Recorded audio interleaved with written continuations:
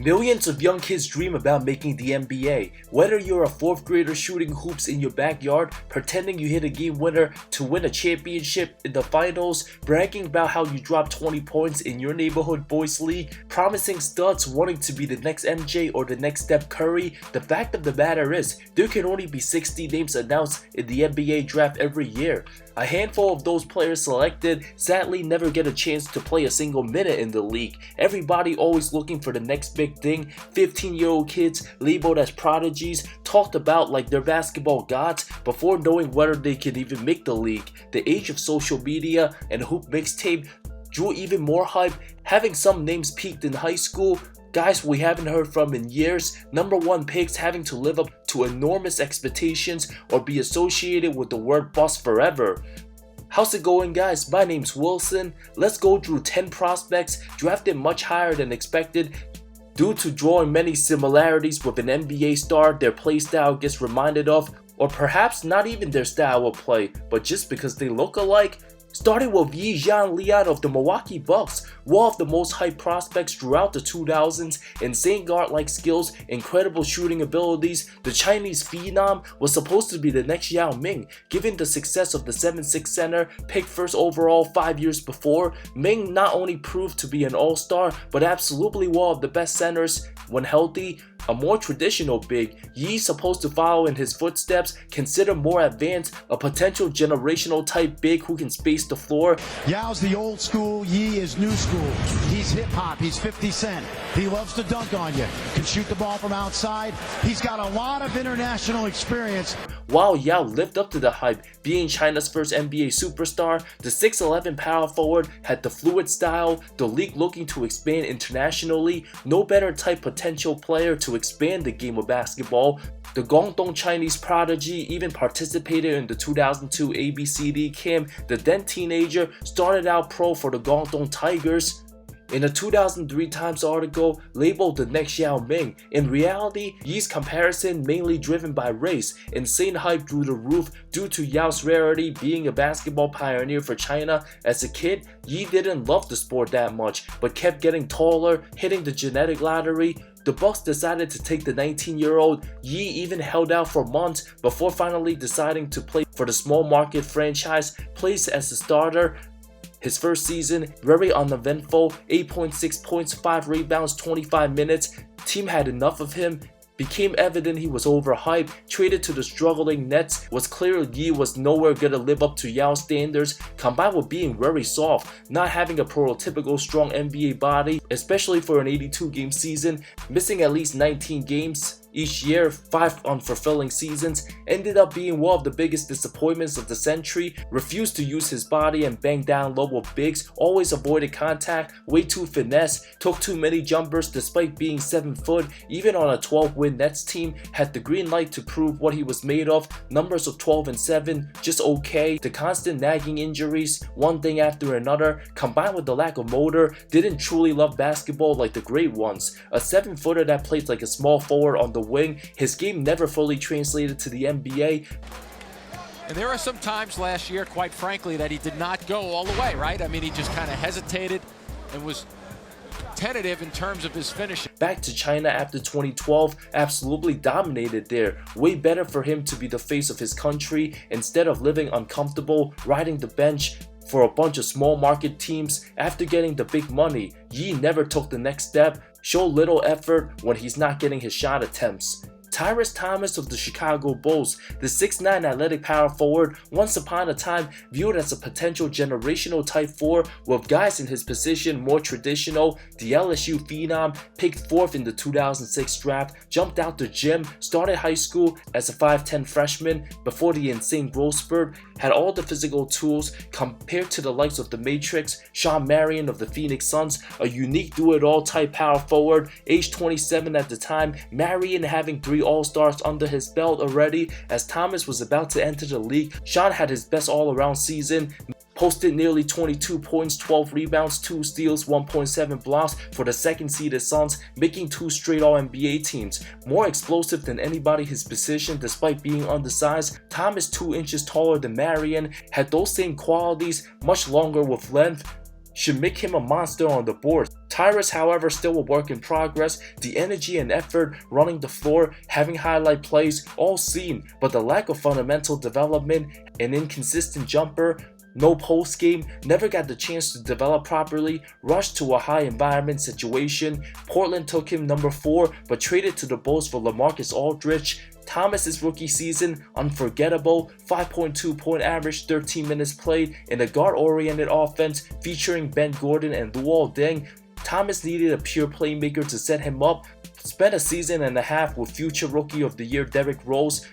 Thomas averaged over 10 and 6, but afterwards spent several uneventful seasons with Charlotte.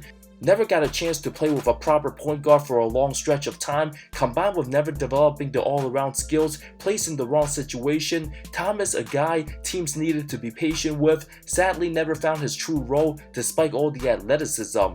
Evan Turner, the second pick of the 2010 draft, 3 seasons out of the Ohio State, won Player of the Year, had the complete skill set, good IQ, two-way presence.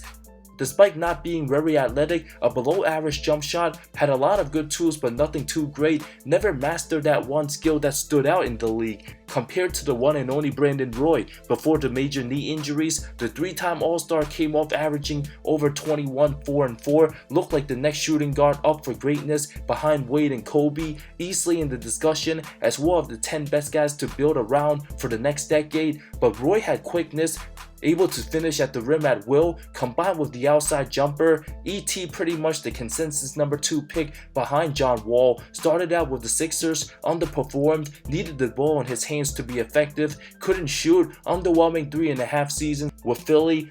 On the bright side, Turner did last 10 seasons in the NBA, made nearly $100 million, with more players needing to shoot the 3. As Turner hit his late 20s, that's why his best role bringing up the ball coming off the bench couldn't fit in with better point guards to be a reliable spot-up shooter. This graphic pretty much sums up Evan Turner's NBA career. Derek Favors, the number 1 high school prospect in 2009, one of the guys many hoping to break out for years, waited patiently, just ended up being a very average player, becoming a bench guy by his late 20s at 6'10", 245, already an NBA body at 18 years old, one and done in college, drew similar comparisons to Chris Bosh, another former Georgia Tech great. After CB, a monster 2010 with the Raptors, the time Favors was about to enter the draft. The teenager also drew similarities to Al Horford, a first-time All-Star, numbers of 14 and 10 with high IQ, an athletic big who should be able to excel playing both the 4 and 5 position, drafted by the Nets, traded before the deadline of his rookie season. After Deron Williams demanded out, joining Al Jefferson and Paul Millsap, Favors simply lacked playing time, broke out a little bit once both of them were gone. Peak years in 2015 and 16, respectable 16 and 8 numbers, but nowhere near a true star, more of a glute guy, couldn't play alongside a traditional 5 like Gobert, who can't stretch the floor, also can't share the floor with Enes Kanter, a congested offense. Once Donovan Mitchell became the true guy to build around, more guys needed to spread the floor shooting 3s. Favors was the man out, lasted a dozen seasons in the NBA. His career could have gone better if he just played center all along to begin with. Jimmer Fredette of the BYU Cougars, the incredible college shooting sniper, became the hottest show in all of amateur basketball, very similar to how Steph Curry of Golden State dominated at Davidson a few years before. One of the nation's best players, certainly most exciting. Jimmer's stock flew across many mock drafts just like Curry did later on. Both tight handles, automatic when given the daylight. Despite the small frame at 6'2", Curry wasn't the star in the NBA yet after first 3 seasons, but did average 17.5.6 assists, over 43 from deep. As Rookie of the Year runner-up, many thought if Steph could excel in the league, so can Jimmer, draining tough jumpers in all sorts of weird angles, way out the 3-point line. Fredette picked 10th, ahead of 3 future Hall of Famers and 5 All-Stars, was supposed to be a 20-point scorer for many years, only to find the prime of his career dropping 40 in China, breaking college records left and right, had the perfect freedom in college as the focal point, but traded to Sacramento on draft day, slow-footed. Outside of having the offense ran through him, Jimmer never adapted becoming a role player. It was gonna be either his way or the highway, provided little to nothing other than scoring. Getting beat out by the last pick draft mate Isaiah Thomas, passed around 5 different teams, had no other strength outside of shooting, 0 physicality, nothing good on D, needed to improve in the other aspects of his game. Fredette simply couldn't adjust, not even becoming a poor man's version of Lou Williams off the bench, and an uneventful NBA career. Michael Kidd-Gilchris of Kentucky, with an absolute travesty of a jump shot like that, almost a miracle how he managed to end up pick number 2. The prototypical strong athletic small forward had all the intangibles that can't be taught, wasn't talked about as a superstar franchise player, but a multiple time defensive teamer perhaps, to the likes of Gerald Wallace and Andre Iguodala, both of whom terrific NBA defenders, made their imprints felt. Wallace made all defensive first team in 2010, Iggy fresh off an all-star appearance with 2012 Philly, both not great scorers but impacted the game in ways many don't see in the box scores. MKG at 6'7", 230, excellent body control, good strength and quickness, made his impact felt at Kentucky, playing alongside prodigy Anthony Davis, playing mostly down low in high school, also surrounding himself with insane talent in college, able to hide his flaws, averaged more turnovers than assists in Kentucky, while shooting 25% from 3 in a shorter distance. Absolutely huge red flags, blinded of course by what other franchise than the Charlotte Bobcats. Had Kidd-Gilchris went to another school like a Georgia Tech or Oregon, might have just been a mid-first rounder. Ended up 7.5 seasons in Charlotte, a horrible number 2 pick after some injuries. By 2016, it was clear MKG, nothing more than an average player, all defense, limited offense, too small to bang inside or crash the glass. Hard to place him in any rotation, played his last game in the bubble, age 26, then out the NBA, relied mostly on motor in college, drafted because of the huge upside, made him look like a superstar certain plays, finessed his way into making millions. Nerlens Noel, labeled the next Anthony Davis, from one Kentucky one-and-done grade to the next, the 6'11 Nerlens got more recognition than deserved due to the hype surrounding the consensus number 1 pick Davis the year before. The NCAA needed to market the next hype one-and-done star, with AD leading that team to the title. Kentucky expected to dominate more for years. Noel literally fell into the lap, similar size and abilities, dunking and blocking shots from all angles, 7'4" wingspan, limitless potential, the number 1 player in the country, insane athleticism, a defensive animal, even had 12 blocks in one game, projected to be the first overall pick before a devastating ACL tear that stunned his development, had to sit out a year, fell all the way to 6th, drafted by New Orleans, but traded to the tanking Sixers, looked okay at first, posted 10-8 alongside 2 blocks. Was clear he wasn't going to be a superstar. Then a healthy Joel Embiid returning made Noel irrelevant with Philly, having no offensive game, couldn't even be a poor man's Tyson Chandler, a defensive specialist, only good at blocking shots, but absolute butterfingers on offense, can't catch the ball, waived by the Kings this past September, still only age 29, the insane hype, playing with the hottest team in college sports, reminding everyone of Ant Davis every time he blocked a shot. Combined with being in a weak draft class, Noel likely would have been outside a top 6 pick in more loaded draft years.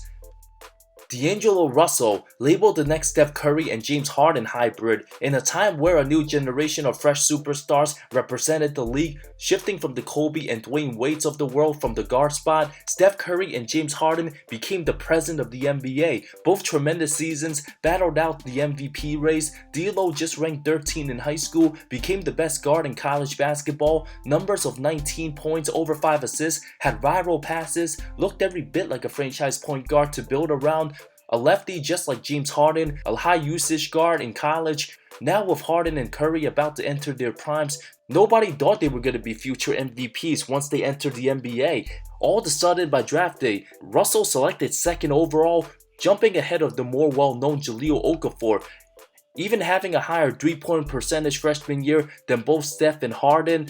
Already developed the bad rap his first season with the Lakers, a big market franchise super demanding, combined with being an immature young player. Team gave up on him after 2 seasons, knowing they were going to draft another point guard, Lonzo Ball, disrespecting D'Lo's abilities altogether, also dumping Moscow's contract. Russell, labeled a boss, rejuvenated himself in Brooklyn, the best thing that could have happened to his career, made a struggling team relevant again, having 0 pressure but couldn't catch a break. went back to a big market briefly with the depleted Warriors team, only to use him as a quick rental, traded to Minnesota, then back to the Lakers, continued to be super inconsistent, not very athletic, combined with nagging injuries, doesn't have the strong body of a prime James Harden, still makes bad decisions, taking poor percentage shots. Russell never been on the same team for more than 2 seasons in a row. Once his shots don't fall, will be sent to the bench, ridiculed to the high heavens now, especially playing under a LeBron team. Way too streaky, can go off certain nights, drop 30 points, then followed by a disgusting 2 of 11 shooting game, an absolute travesty on both ends in the conference finals where's Denver,